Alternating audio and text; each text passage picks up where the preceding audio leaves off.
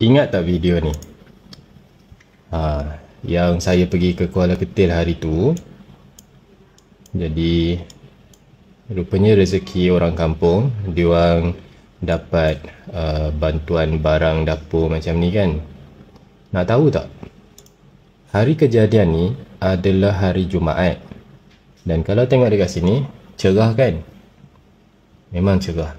Jadi wife saya tanya orang kampung ni, wife saya. Dia tanya orang kampung, panas dekat kampung ni? Tapi pada hari kejadian ni ada hujan rintik-rintik dia turun. Pada hari Jumaat. Tengah panas ni hujan turun. Tapi wife saya tanya orang kampung, macam mana dekat kampung ni? Dia orang kata dah lama dah tak hujan. Sejak bulan puasa dah lama tak hujan. Tapi nak tahu tak apa yang jadi selepas kejadian ni?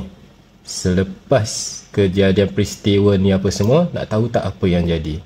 Esok tu banjir. Hujan sangat lebat malam tu sampai banjir gila. Tu banjir. Habis banjir. Ini leader kawasan Kuala Ketil bagi tahu dekat saya. Saya balik je, malam tu terus banjir macam ni. Jadi rupanya saya baru tersedar bantuan ni adalah untuk banjir. Allah bagi lebih awal sebelum ujian datang. Sebab diorang rata-rata semua orang kampung dekat sini, diorang kerja apa? Diorang kerja noreh getah, kemudian diorang kerja sawit. Jadi bila dah banjir, diorang tak boleh nak bekerja. Bila dah masuk je hujan, diorang dah tak boleh bekerja.